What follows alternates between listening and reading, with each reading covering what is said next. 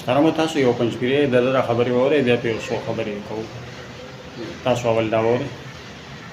تعالی مو سره کړی ده او په هغه ټول امر ځان اداره کوي. حضرت تقریر کړی دی چې د ووټ پرچې چې ده نو دا به د جهاد توره وي.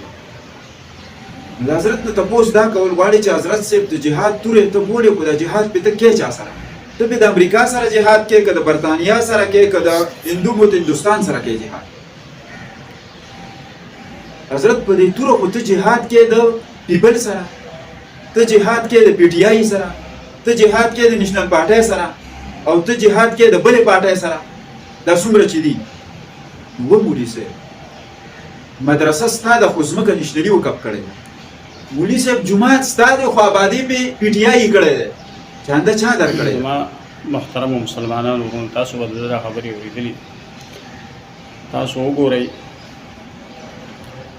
زه خو اول له دې پنجپیرې نه تپوس کومه چې جهاد په څو قسمه دی.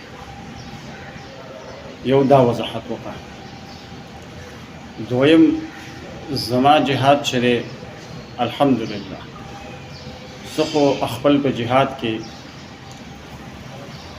مطمئن یم او مطمئن به اوسېږم چې زه د دغه باطل د نظریو خلاف جهاد مې کړی هم دی او کومه هم انشاءالله العزیز.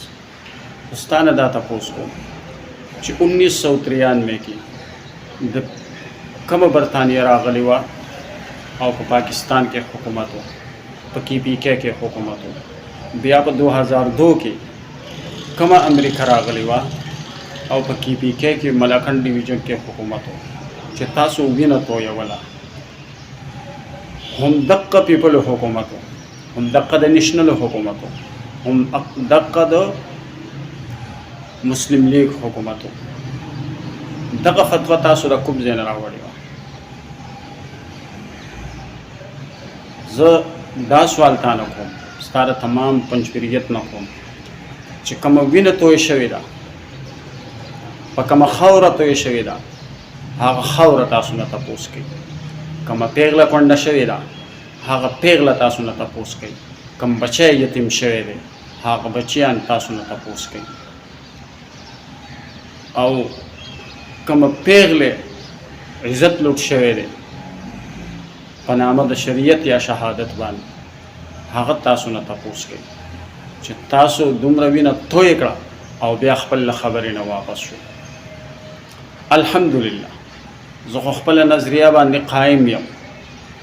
ځمکه زما ده که جومات پې ما جوړ کړی دی، قوم جوړ کړی دی، مال مسلم لیگ نه دی جوړ کړی، مال نیشنل نه دی جوړ کړی، مال پیپل نه دی جوړ کړی، مال پی ټي آی نه دی جوړ کړی. خو زه شکر دی چې تاسو خپله نظریه ښکاره کړه، ځکه چې تاسو خو د کرایه خلک یي. ما مخکې هم دا ویلي چې کرایه باندې چلیږي او د کرایه یی چې ستاسو ایمان قیمت چې دی یو سولر او یو عمارت، یو عمارت او یو سولر.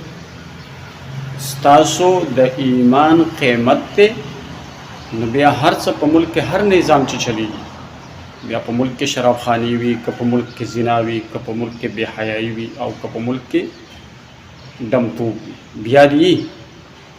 خو چې علما مخې ته راشي نو ستاسو کرایه ختمیږي، ستاسو کرایه بندیږي، بیا ستاسو جیب خالی کیږي، ستا عمارت نه جوړیږي او تاله سولر نه میلاویږي.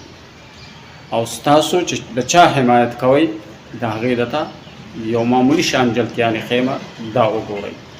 من نبیوں کا اور ہم ان سوالوں کے جواب دینے طریق انصاف میں آئے ہیں. اللہ پوچھے گا آخری بات جوانی دی تھی کہاں لگائی یا